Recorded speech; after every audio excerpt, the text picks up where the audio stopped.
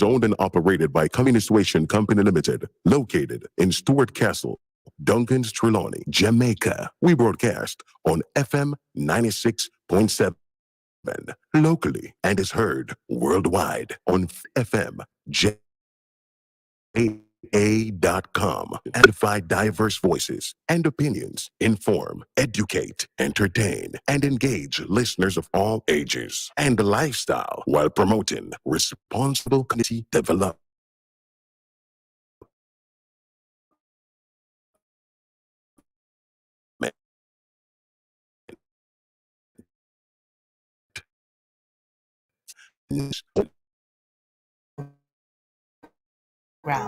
Right. Yes. These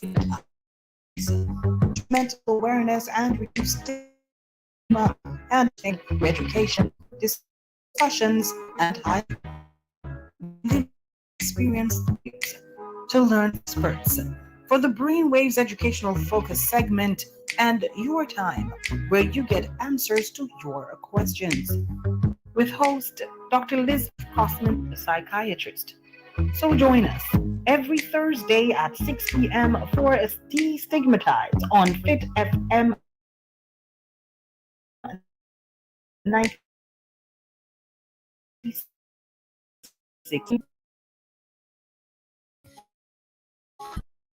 Oh yeah,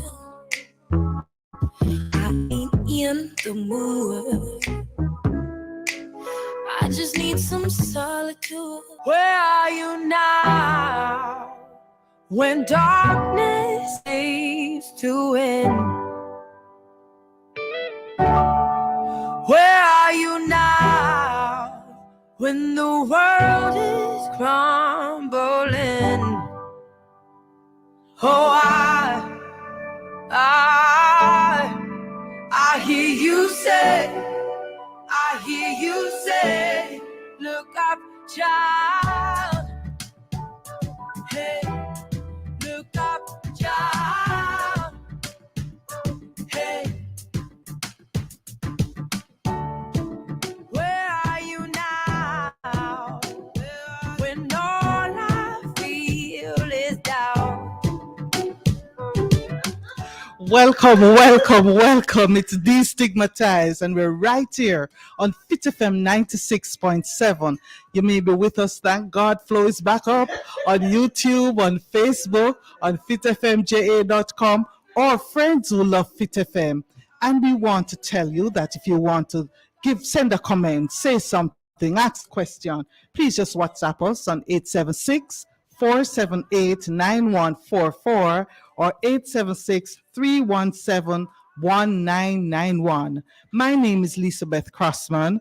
I am the psychiatrist in the Western Regional Health Authority, and we want to welcome you to Destigmatize. We want to look at issues that raise concerns about how we address stigma.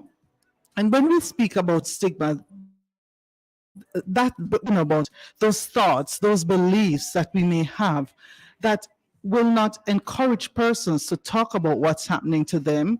We put persons in boxes. We don't want to talk about the issues. And then sometimes these thoughts lead to some behaviors that will create what we call discrimination, because we do it sometimes with how we talk to persons, how we deal with persons, how we create policies and laws that prevent persons from seeking help or from getting the help that they need to deal with their condition. So we want to talk about these issues because guess what? We never know what can happen to you and I. Anything can happen in this life, and we may find ourselves in that position. And we want to recognize that if we work together as brothers and sisters, living in community, living in families, then we can do a lot to make Jamaica a better place. So we want to welcome you wherever you are today, this evening, to Destigmatize as we continue to raise mental health awareness to those issues. We have online one of my mentors, Dr. Delroy Frey. And Dr. Delroy Frey is a clinical coordinator for the medical services at the Western Regional Health Authority. He's also a consultant surgeon, and he's also, I'm going to say, director at the Living Waters Medical Center right there in Montego Bay. Welcome, Dr. Delroy. Thank you, Dr. Elizabeth. It's a pleasure to be here with you. I'm so glad. It's a pleasure, sir. We're going to have a conversation. And today, my listeners and everybody, we're going to be looking at one of a very interesting and very well talked about type of cancer, carcinoma. We're going to be looking at breast cancer. We're in the month, no, we are a little bit out of the month. I'm a bit late, sorry. But where we focus on issues related to breast cancer, given the awareness, looking at prevention, looking at how we promote good health in terms of taking care of ourselves. And we want to, we still have to talk. Although we have regulated October as a month of focus, we still need to talk about these issues. And we want to welcome Dr. Frey, who will be speaking to us on breast cancer. So Dr. Frey, welcome to the conversation. And probably you could start by telling us, when we talk about cancer, because when I was growing up, it was a big C. Nobody talked about it. You know, you have to hush and say, you know, that might be what is happening to, you know, church sister over there, or, you know, it may be happening to your auntie over there, but nobody talk about it. Tell us about what is it? What is this cancer about? Hi, Elizabeth. I can hardly hear it. Breaking up. Oh, I'm not so sure what's Sorry, happening. I didn't hear the last part of what The cancer. We're talking about the conversations on breast cancer. And I was saying that when I was growing up, it was referred to as a big C. Nobody talked about it. You know, it was a hush thing. You're not supposed to talk about these things. So we want to look at what really is cancer. What is this about? Well, the truth is, you see, for a layman, when you hear this word cancer, it's yes. And I'll put this in perspective for you.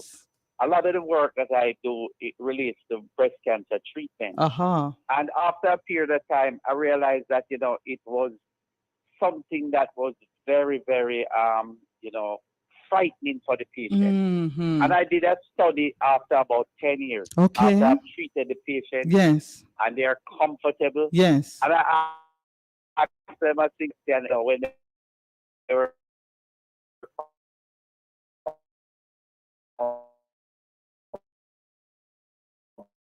first time here with me, and you know, I was so frightened when I heard the answer. Oh boy! Almost 100% of the patients said, "Doctor, I see my funeral."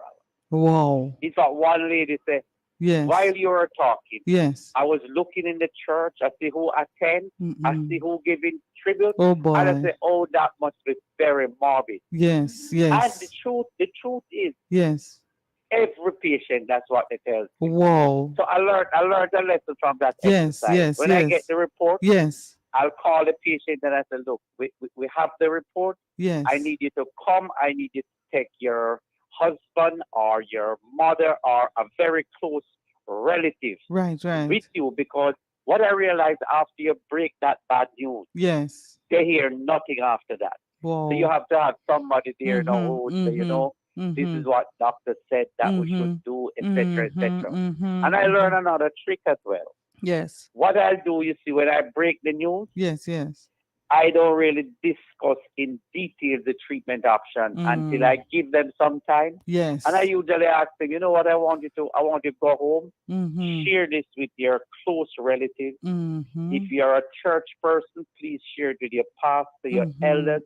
Have them, because one of the most important things I find in treating this disease is to have good support. Support from your family, support from your church, support from close friends. And it's very important that you're careful who you share it with, because a lot of people, I can tell you about those. I mean, I wouldn't prolong your meeting with this, but they will go to an alternative method of treatment. While there is a role for it, it's not the primary way of treating it. Yes. It can be complementary. Yes. But it's important, that you take standard treatment. And we're going to come to that, Dr. Frey, because that's a very important issue that we need to talk about. Yes. So, and it's very important to understand the degree of stress that this thing, brings on. Yes. But I did another study as well, Elizabeth. Yes. I asked my patient this question. I said, tell me, a year or two before you found the lump in the breast. Yes. Tell me what was happening in your life. And look here. Yes. This is so consistent. Yes. 100% of a patient tells me that. Yes. They will identify a major stress in their life. Whoa. Husband giving trouble, children giving trouble, financial trouble, trouble at the workplace. You name it. You can identify a stress factor. Oh boy, but to summarize it. Dr. Frey, before you summarize though, because a lot of us undergoing a lot of stress given what is happening, especially after COVID and financial and all sorts of problems now. So you're getting us all worried. Oh yes. You're getting us worried now. Yes, stress is a serious That's interesting. factor. That is interesting. And guess what? They did study to prove this. Studies have confirmed that stress is a major factor. Yes. Whoa. In fact, I'll tell you another point that is very important. A patient who you diagnose with breast cancer, who is comfortable after a while with the diagnosis, get over the stress aspect of it, have good support, they do much better than somebody who just sit and worry about it. I can tell you that. I get you. So this element of stress, I don't know how we can remove it. I mean, we cannot remove it. It's part of life. But probably we cope have a little to better. understand it. Yes, and to minimize it. That's what it's about. But I wanted to take you back though, Dr. Frey, because it's sounding to me that because when I guess probably we never know a lot of people and I say persons hit it during that time, but is it that it is more common these days? Are we seeing more persons, or is it that more persons have become more aware? How common is breast cancer? All right, that's a good question. Excellent question. In fact, I'll tell you our stats in Jamaica. Our incidence runs about 33 to 44 per 100,000. But to put it into perspective a little bit more, 1 in 8 women in their lifetime will contract breast cancer. Now, I'll tell you a little more. When I was a medical student, and I'll give away my age here. In 85, when I was graduating, we see like people 48, 49, 50s getting breast cancer. It's frightening now. What are we seeing? It's patients in their early 30s. I believe the diagnostic picking up is very good. So and I think the whole business of breast awareness that we promote through breast cancer about the Cancer Society, it's very good because people are now aware of their breast and they realize that early diagnosis does make a great difference. So what we are seeing, we are diagnosing more and we are diagnosing them earlier, but still we have a cohort of patients. They'll feel that lump and they'll try, they'll rub this on it, rub that on it, eat it. And when they present to you, it's late. So we are putting it out there that anytime you feel something abnormal, and we encourage people to learn about your breast. Examine your breast every month. I enforce on them that once you do that, you know your breast even better than a doctor. And you're able now to pick up early changes. And studies have shown that be aware of your breast, examine your breast, even better than doing imaging to help you to find it. You pick it up at an early age, and if we pick it up at an early stage, we can now remove that area. We don't have to remove the entire breast. And we have other modalities of treatment that are going to be important in treating our patients. And I can tell you this: I have a lot of patients that have been at Car Regional for over 38 years now, and I have patients who are going 25, 30 years. Wow. And, just to tell our listeners that, one, it is not a death sentence. Not a death sentence. And if you are very meticulous about it, you can even know if you are predisposed. We have tests can do it out. Simple saliva test can pick up the gene, and you can know if you're predisposed. So you take all precautions, and you are very careful, and it gives you longevity. That is what currently we are trying to do. But Dr. Frey, to go back to the age, I know that you're picking it up a little younger, in younger women, because we are testing quite. Our persons have become so much more aware. Is it that you're seeing then? What's the peak age that you're seeing the increase? Numbers of persons. Sorry, please there again. Oh. Repeat the question. The age that we are seeing most of our women presenting with breast cancer. Oh, I'm sorry, I didn't get why we are seeing it at such an early age. No, the age that we are seeing it commonly now. In fact, I've seen a lot of them early 30s, late 30s, early 40s, and it's very frightening. So is it that it is shifting that you're It is shifting. To younger age. Yes, there's no question about it. There's no question about it. So the big question that people usually ask me, why is there such a drastic shift when you think about it? And the truth is, it's multifactorial. Right. I think one of the main issues that we have mentioned here is that stress factor. Right. Is that genetic factor. And I'm going to add something here. Yes. I think our nutrition has a lot to do with it. Wow. Tell me. If you look at every aspect of that, and a lot of the food that we are imbibing out there, it's not good. A lot of them, have carcinogenic property in the amount that you are going to eat. And I think all of those combined together, in fact, I usually say, if there's genetic disposition, it's like loading the gun. But it's really your lifestyle that is going to pull that trigger. You can always have the genes, but if your lifestyle is such that you're going to have proper nutrition, try to exercise, and could be another big discussion. Those are the things. Because your body is in fact, I like to use this terminology. Our bodies are wholly and wonderfully made, trust me. In fact, I like to stress this point a lot, that when you study the physiology, how the body works, how the body was designed, you realize that the body wasn't really made to grow old and die, and to have disease.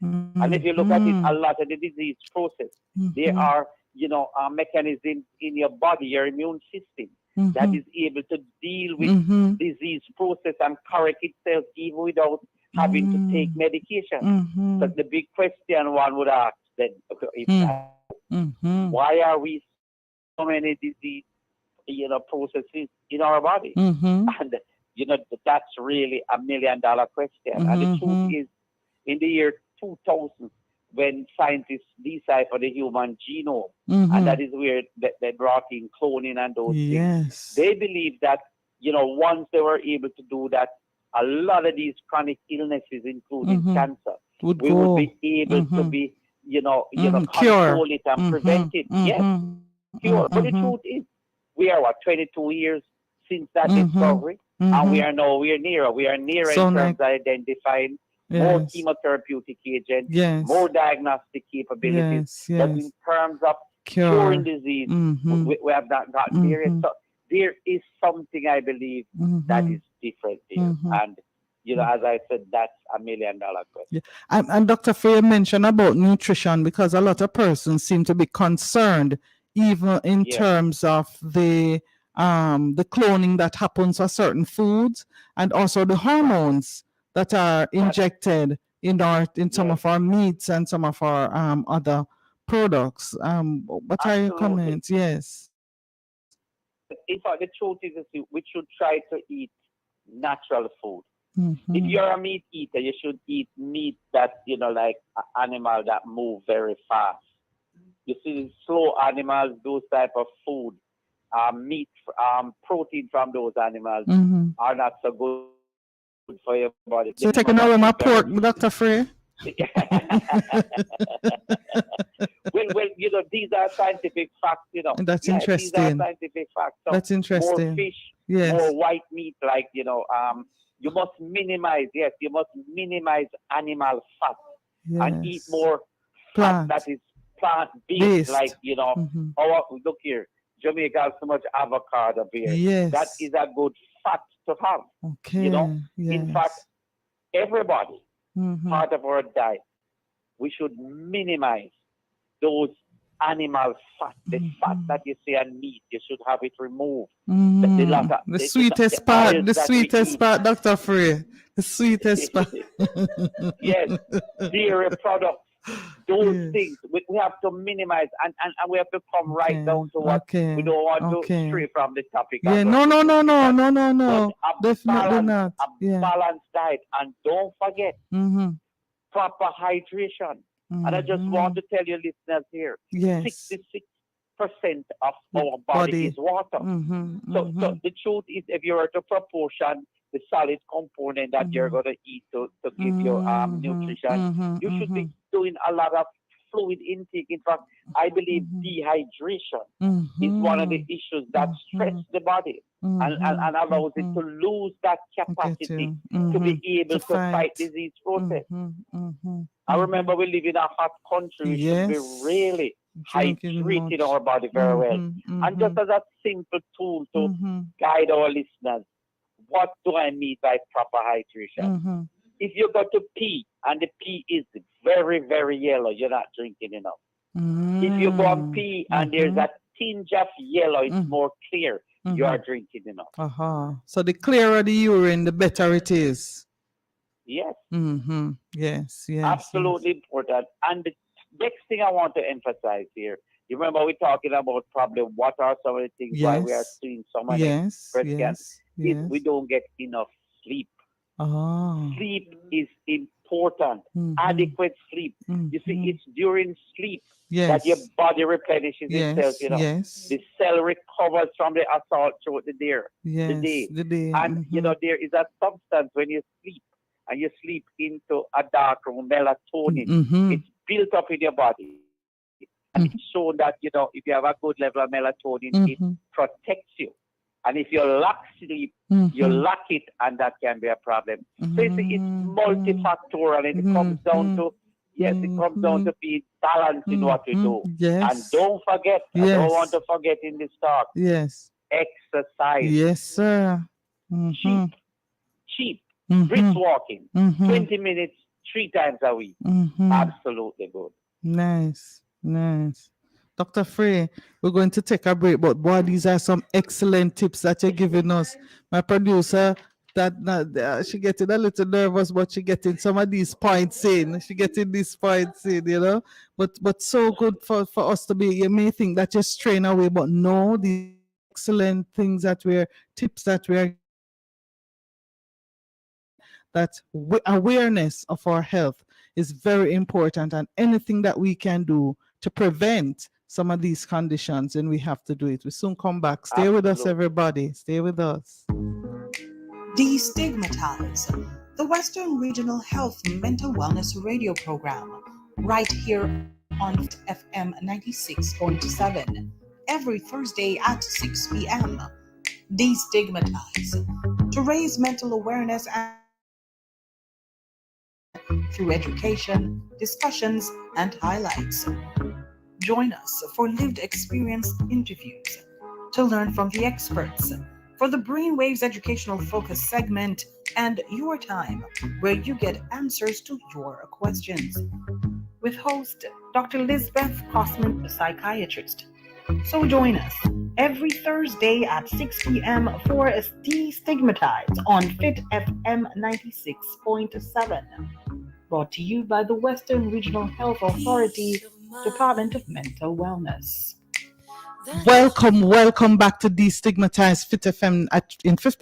I'm tongue-tied today. We're back on Fit FM 96.7, and the program is Destigmatize. I'm your host, Elizabeth Crossman, regional psychiatrist from the Western Regional Health Authority.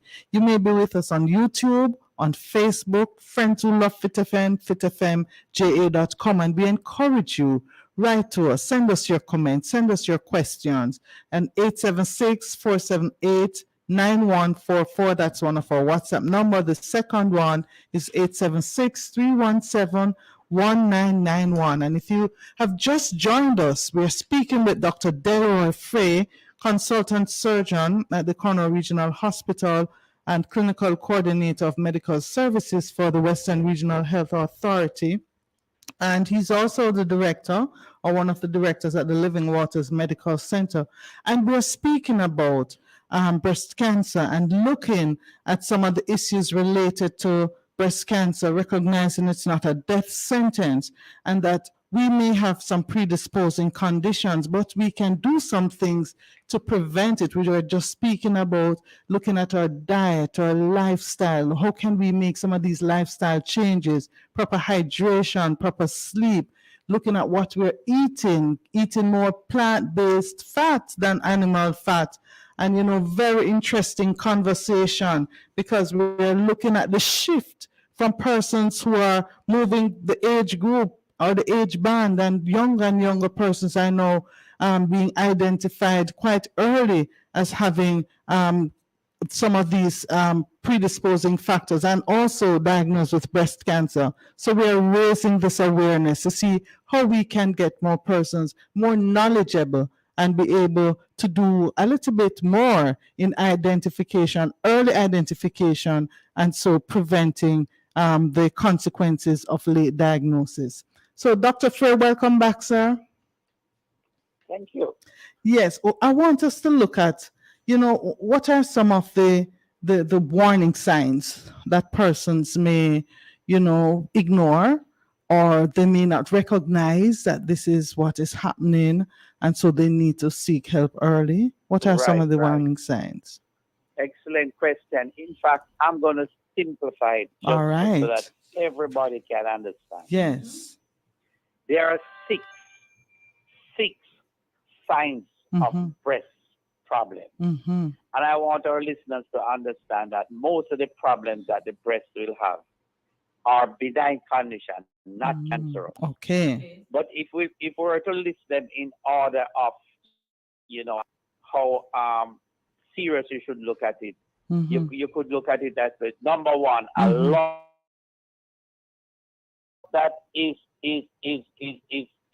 painless is one that should be a sinister sign. But a lump can either be a cyst or a solid lump. Okay. It's a solid painless lump that is the problem. The second way they present is you might find a abnormal thickening, an abnormal thickening in the breast. If you feel that and you're examining your breast and you say, wait, this wasn't there before, then you should be concerned about that. So that's the second way you'll see something happening. And the third way is what we see during, you know, October Breast Cancer Awareness Month, where, you know, you're okay, but you just go and have a mammogram or ultrasound done, depending on your age, and you find something that you did not feel. So you find an abnormality and the imaging that you were not aware of by even palpating. Even the doctor will check it and he's not aware of it. And that's how we want to catch these cancers if they come about. So that's the third way that we see them. And the fourth way, you have abnormal discharges from the nipple. You should be mindful of it. And there are different types of discharges that we can have. You can have a clear one. That's usually physiological, not sinister.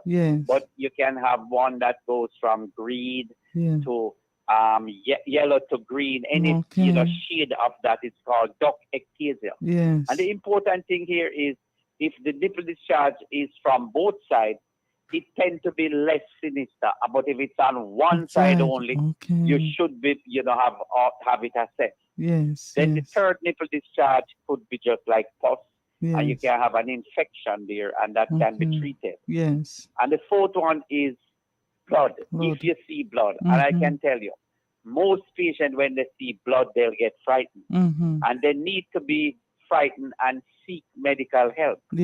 But most of the bloody nipple discharge are not cancerous, but a few of them are, So you're not going to leave it alone. You're going to try Seek it and do out. something about it. Yes. And the last discharge is going to be milk. And if you're producing milk and you are not breastfeeding, yes, there's no pregnancy, you're 45, your last child is, 15 years old, then usually it's a little growth in your brain called a pituitary microadenoma that produces the hormone prolactin that produces milk, and you have to have it evaluated and it can be treated. So those are the discharges that you can have. And then now that's number 4. The fifth way is breastfeed.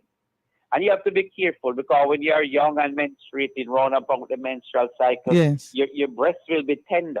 But if there's tenderness developing outside of that, what you are used to, or especially if you are postmenopausal, you should have it evaluated. And finally, if you develop a breast abscess, and usually breast abscess occurs in people who are, breastfeeding. If you are not breastfeeding and you develop a breast abscess, it can happen because they are, here around the dark area of the breast called the areola. Bacteria can trap down from the hair root.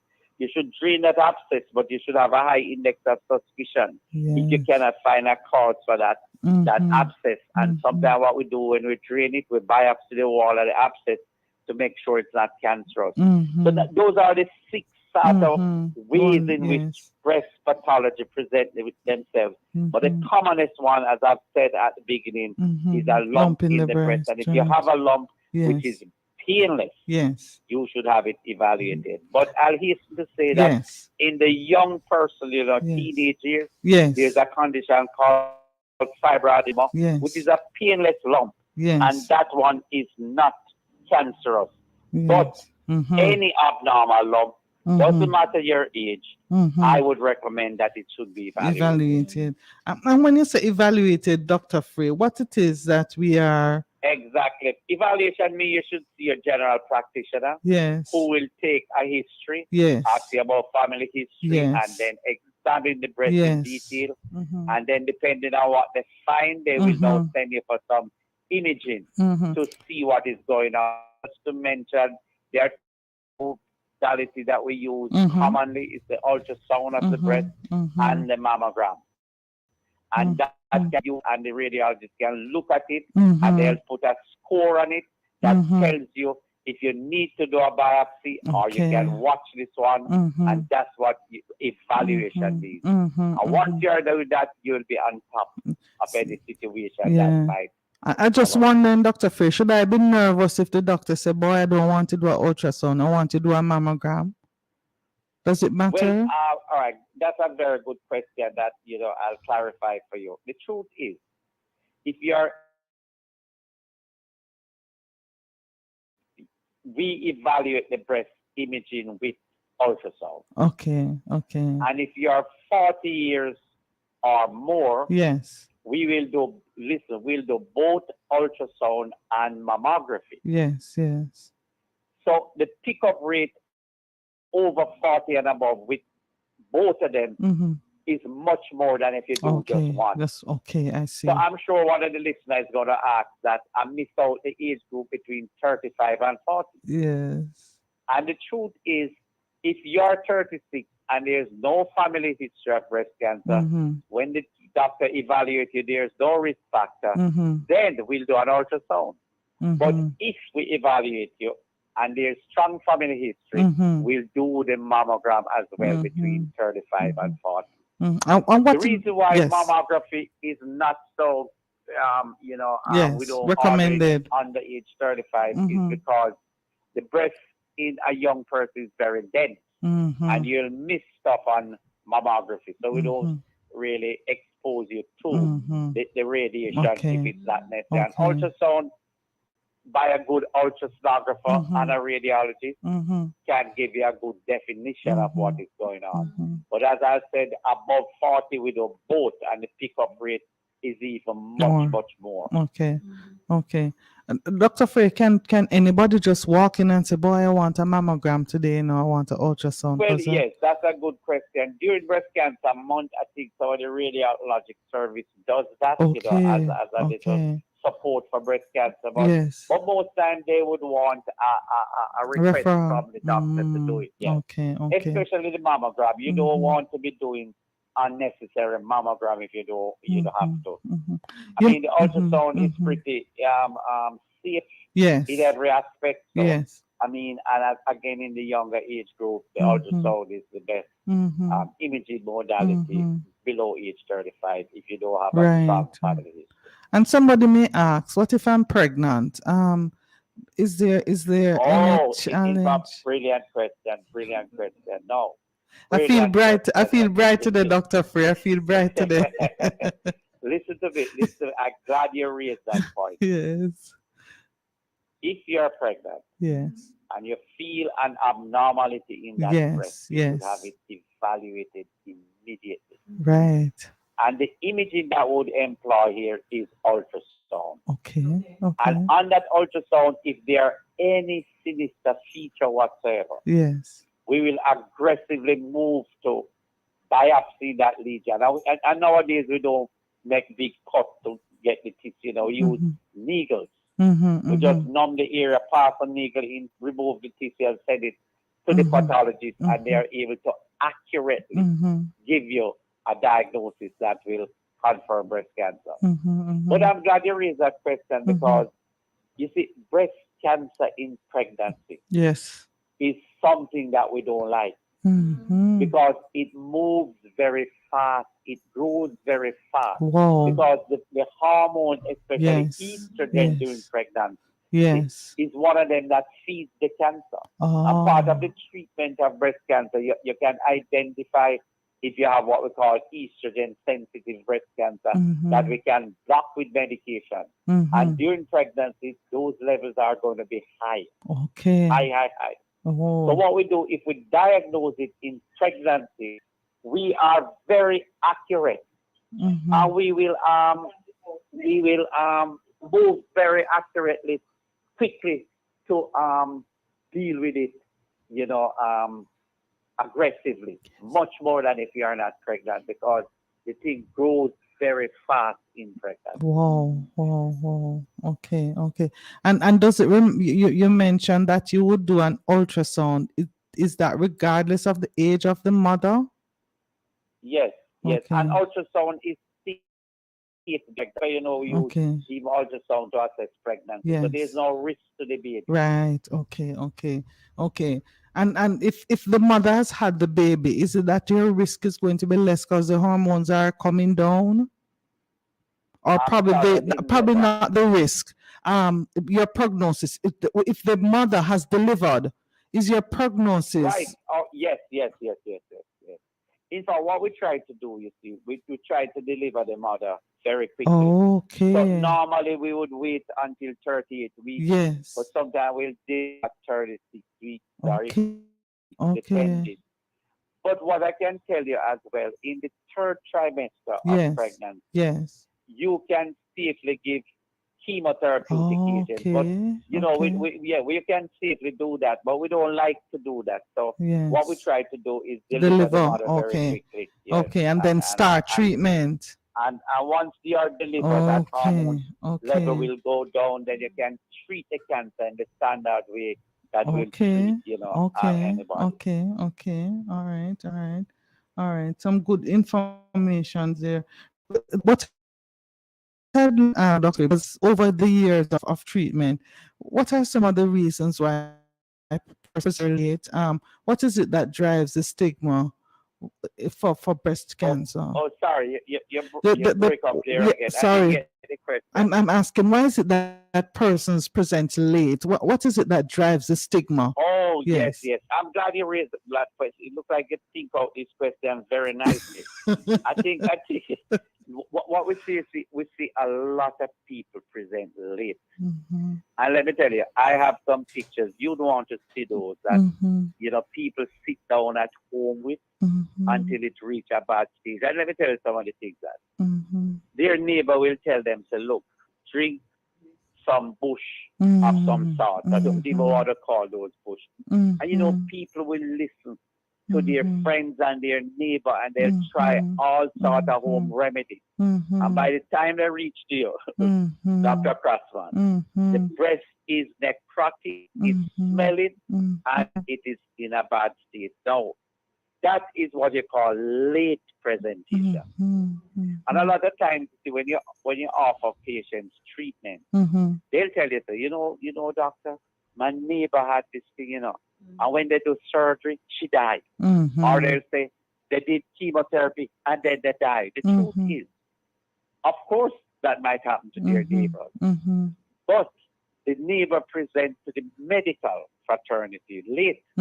So what you are doing, you are trying to catch up. Yes. And late presentation, when it's spread all over the body, to your liver, to your lung, you can, you know, try chemotherapy. And we have had patients who had reasonable good survival even at that late stage when they take the treatment. But at that stage, you cannot guarantee what is going to happen. Okay. And that is why they don't do very well. Okay. So it is information, and I can tell you this, in our culture, there's a lot in our culture that believes in alternative treatment, especially for breast cancer. And probably and there are lots of bush out there that people are using. Okay. Yes, but I have never seen a patient who used this bush alone and survive. Yes. But I've seen patients who will take our conventional treatment that is scientifically proven. Yes. And I usually tell them whatever bush you want to take after that. And if it gives you a peace of mind, because remember I told you, one of the things is to minimize stress. Yes. And there have been studies that have been done, you know, at the Yale University, where they look at patients who take, you know, standard treatment and complementary treatment, and they do, you know, better than the person who just take complementary treatment alone. So there's evidence to support that, you know, you need the proper treatment and you can do very well. Yeah, but Dr. Frey, just to look a little bit on some of these complementary alternative treatments, because to be fair, some of these are offered by some of our doctors or medical doctors, and persons may, as we say, because of stigma and also the fear, you know, when chemotherapy, some people say they can't take the nausea, they can't take the hair loss, you know, all of those side effects that come. Yes, in fact, that is true. In fact, they are very fearful of the side effects of chemotherapy, because it does have side effects. Side effects of radiation treatment is that so it's minimal, if you should ask me, and you recover quickly. And I can say in 2022, side effect of surgery is very minimal. I mean, anesthetic, although it's very advanced, and you know, you're not going to have like death from anesthesia for surgery. And the operations that are done by our surgeons, they are well trained. And you know, they do it very well. You don't have to worry about that. And I think probably that may also be a fear, you know, because persons see they're losing the breast, and the husband going to go to the girlfriend now, and all of these things going to start happening. In fact, yes, you are correct. In fact, I remember I had a patient, and the first thing she said to me, "Let me tell you, if you remove my breast, I'm a dead woman." Oh no! No, I don't have to go any further with that. Yes. We have other ways in which she can do that. But I'm glad you raised that, because right here at Paul Regional Hospital, and right here in Western Jamaica, we have plastic surgeons. At the time of removing the breast, it can be reconstructed. You know, we have done that, yes. So you don't have to wake up with the breast missing, but you know, before surgery, you have to have evaluation by the plastic surgeon and your surgeon, and you sit down with the patient and you plan all of these. And I can tell you this, I'm glad you raised that so that our listeners can listen. I had a colleague who, you know, I had to remove because of the type of cancer it was, the breast. A reconstruction was done, and you know, the nipple was reconstructed, And I remember I asked her permission to allow me to take a picture of both breasts. Yes. And I showed that to doctors, that lay person. Right. And they couldn't tell which breast we had removed. My, isn't that something else? That's yes. Yes, so we're pretty advanced yes, with this concern. Yes. So if the doctor couldn't find the husband, not going to find the either. So it's not a problem.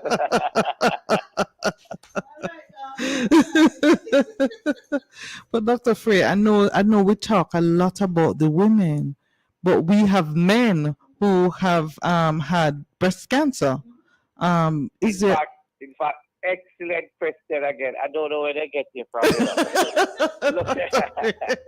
Look here. Yes, it would be. We couldn't end this discussion without not talking about men with breast cancer. Yes. 99% of breast cancer that we see is women. Yes. 1% is among men. Yes. And I'm going to put this in perspective for you so that our listeners can understand. Yes. As I've said before, I'm here 38 years old, 38 years now, and I do breast cancer work every week. Mm-hmm. And I've only done, I'm a lone surgeon now telling you this, so if you do the multiplication factor, it's not a lot. I've only done 5 in men. Yes.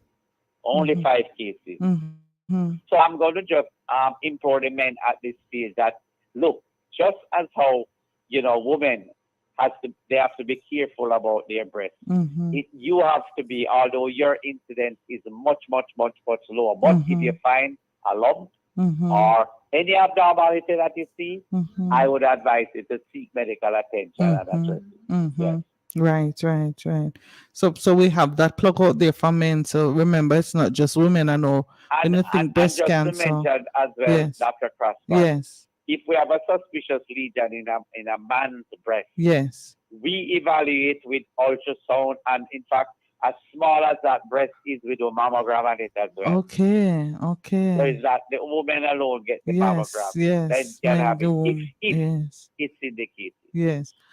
I wanted to go back though, and is it that they would undergo, depending on, is it that the men present at a more advanced level with breast cancers, or is it that they are now presenting earlier? Well, the truth is, yes, men do have a lot of breast tissue. Right. So if they wait too long, it will spread quickly. Wow. So it has to be identified early. I will do the same operation. Right. We remove the breast. Yes. And depending on if they need chemotherapy or hormonal therapy, same sort of management, we evaluate and look at every aspect of it and work within that framework. Right. But what I would say is that I would ask men to be aware. But just to plug a point here, once you're over age 65, you get breast enlargement, which doesn't necessarily mean anything. It's physiological. As men get older, their breast gets bigger because their testosterone level is going to decrease. Right. And all of us have a little bit of estrogen. Will, come up as well. And women have testosterone as well. And that's why after menopause, you'll see that they'll grow a little beard. Yes. So, it's the balance there that does that. Yes. So overall, the truth is, and I'll mention that is, if the man has a family history of breast cancer, he should be a little more careful to check his breast as well. Okay. Although, as I mentioned there, the incidence is so low. But it's useful for you to check as well. So, Dr. Frey, I just wanted to come back to, in terms of women being, or persons being more aware, that when you have a family member, and this family member is a very close family member, I'm going to think that your sister, your mother, how far does it extend for you to say close family member? And looking at that individual, what age do you think that the person should really start looking for warning signs, or looking for any predisposing hormonal factors? What would you recommend? Yes, that's a brilliant question. So let's say, for argument's sake, that your mother had breast cancer at E45. I would say, in fact, you don't have to wait anytime, That's the truth. Okay. So what you do, we can do a gene study And the gene study is not even it doesn't require blood. You will do a saliva test. That's in Jamaica here, Dr. Frey? Yes, you can do a saliva test. Okay. You have to send it low.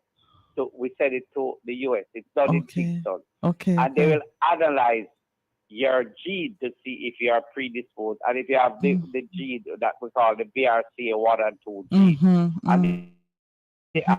And then predispose you to cancer. Okay. And once you have that gene, if you have the BRCA1 or 2 gene, your risk of developing breast cancer is going to run you at about 40, 50, 60%. So after you have children and you finish with that phase of life, you can now do what we call a skin sparing mastectomy, remove all the breast tissue.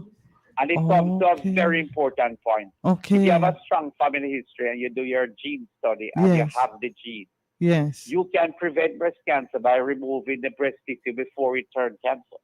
Okay. Absolutely important, and that can be done. Okay. It requires counseling, it requires the testing, it requires evaluation by both your surgeon and the plastic surgeon. Okay. And you can, prevent the cancer. So if there's family history, you don't have to sit and worry, look, I'm going to get this thing. But I'll go back to the question in terms of a practical perspective. If the person had it at age, 40, you should be starting screening at least at age 30, 10 years before when the family member gets it. And it's sort of generalized for most of the cancers that are genetic related, that the family members should start, at least 10 years before the one that develops the cancer. So that's important. Okay. I remember years ago, I'm not going to date myself, Dr. Frey, that we would say that if you don't find a way to decrease or reduce the estrogen, then that puts you at risk. So the nulliparous, the woman who has not had a child and who may not have been on, let's say, contraceptive, does that still hold? Yes. All right. In fact, that brings us nicely into sort of risk factors, which we sort of skip over. But the risk factors are, female is one risk factor, increased age is one risk factor. Yes. But exposure to estrogen during the female lifetime is a risk factor. And what are the things that can do that? If you had an early, what we call menarche, when you start seeing your period, and a late menopause, it means that there's a long period where the breast was exposed to estrogen. And this, of course, is from a theoretical perspective. Okay. In fact, this is a theoretical, what you would say, a risk factor in a sense. But it becomes important if you have a family history. So another aspect of it is pregnancy. And pregnancy and breastfeeding protects you statistically. You follow what I'm saying? Yes. And then the next question somebody might ask, if that is the case, what about the oral contraceptive pill and hormone replacement therapy? Because all of those are hormones. And the truth is, the dose of these hormones in the oral contraceptive pills, they are so low. And they have done numerous studies to, people who are on it to see if they are, it does increases their risk. And they really have that identified, in terms of study. But from a theoretical perspective, one would think so. And what we do, when you reach menopause, and let's say you're having those menopausal symptoms, hot flashes, etc., yes. then what we'll do, we'll make sure that we evaluate the breast properly. We'll do mammogram, ultrasound, make sure there are no lesions there before we start your hormonal therapy. So it's still there. And as I say, those are risk factors that are really statistical. And what we can do is when we take the history from the patient, we can plug all of those risk factors into a computer model, and it will bring out a score that we call the Gale score that gives you a percentage risk of the patient developing breast cancer. And then you can start, your screening, your precautions, whatever, too, because you know that statistically, other words, statistically, you are at risk. Right. So it's important. Dr. Frey, This has been such a good conversation. You'd never believe that we're almost out of time, but we really want to thank you because it has really opened up our eyes to things that we can do. And you mentioned some of the strategies that we can take and how advanced we are in managing persons who may have had the diagnosis being made of breast cancer, and also what we can do to prevent and risks of having the breast cancer. So we really want to thank you. We know that our listeners don't we don't see it as a death sentence, because there are so many options for you, and also how surgeries are done now. It's more advanced, so much so that as Dr. Frey said, the doctors cannot identify the breast that has been worked on. Your husband won't don't identify it either. So we have the opportunities to ensure that we are taking care of ourselves so that we can prevent some of these illnesses, and in so doing we live healthier and happier lives. So you may know of a friend or a neighbor, just give them the enlightenment that you have had today, or you can go back and watch this on YouTube or Facebook, so that you can have the information and up-to-date information that you can share with others, so that we can all take good care of ourselves. This was Destigmatize right here on Fit FM 96.7. Want to thank our guest, Dr. Delroy Frey, who is clinical coordinator of the medical services at the Western Regional Health Authority. He's also consultant surgeon, and the director of Living Waters Medical Center. And we were speaking about breast cancer and breast cancer awareness. So join us next week at 6 o'clock right here on Fit FM 96.7. Let's talk some more as to how we're going to destigmatize and what it is that we're going to destigmatize as we raise mental health awareness. We want to thank you for joining us, and we see you again next week. And we want to say there, but for the grace of God go I, and there's no health without good mental health. As we say thank you to you all, thanks to our producer, and say bye to Dr. Frey for really guiding us in a wonderful conversation on breast cancer. So we have Rondell Positive, who's going to take us out. Miro, see you next week at 6 p.m. I'm your host, Elizabeth Crossman. Bye-bye. Yes, bye. Bye, everybody. Oh, yeah. Say the answers in the mirror. The mirror. In the mirror. Oh, yeah. Are we living in a selfish world with self-centered men?